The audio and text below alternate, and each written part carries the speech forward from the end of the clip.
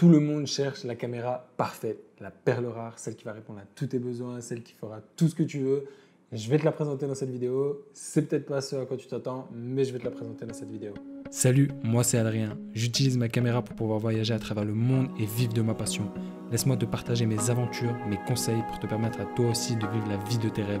Alors abonne-toi et bienvenue dans la team des filmmakers nomades.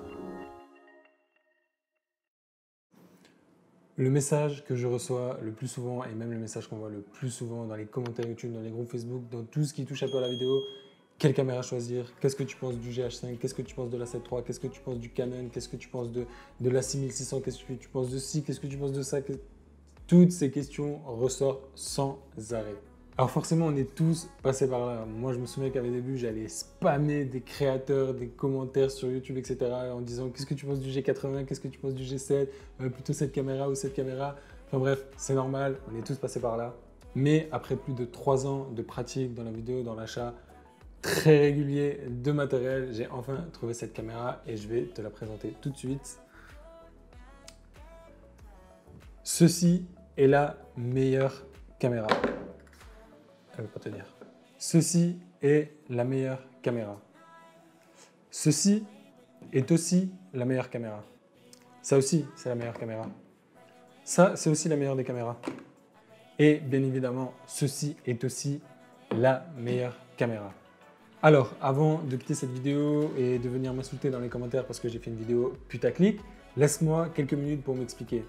Ceci sera la caméra parfaite pour quelqu'un qui veut commencer à faire de la vidéo de manière sérieuse.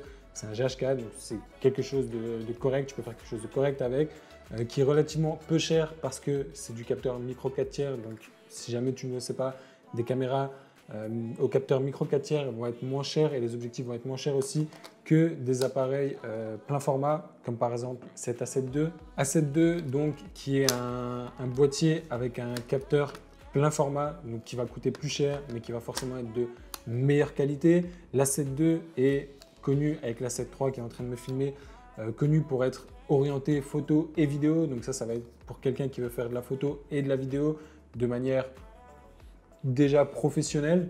Cette caméra va être la caméra parfaite si toi tu es quelqu'un qui fait régulièrement du sport, qui veut montrer à ses potes, qui veut partager sa passion pour son sport tout simplement, ou ça va être une caméra complémentaire comme ça l'est dans mon cas. Par exemple, si je veux faire des plans sous l'eau ou des plans embarqués, etc., ça va être une caméra complémentaire. Donc, ça va aussi être la caméra parfaite pour un certain type de personnes. Ceci va être la caméra parfaite pour quelqu'un qui n'a aucun budget, aucun matériel, mais qui veut commencer à faire des vidéos. Aujourd'hui, tu le sais qu'on peut faire des choses vraiment intéressantes avec un téléphone.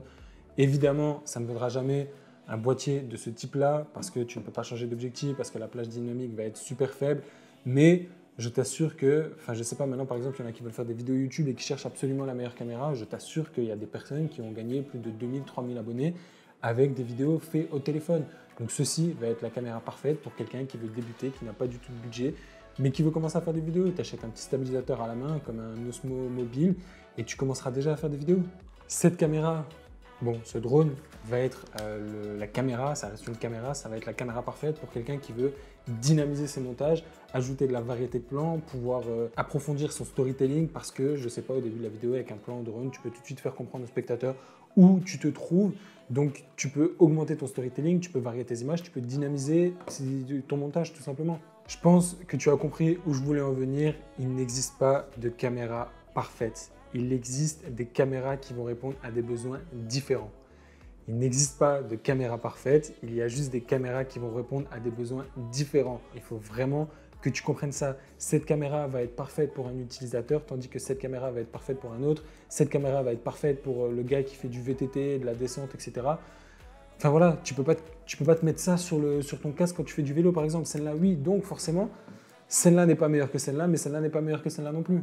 Alors quand je reçois des messages en me disant « Est-ce que celle-là c'est la meilleure caméra? Est-ce que tu me conseilles cette caméra? Qu'est-ce que tu me conseilles comme caméra ?»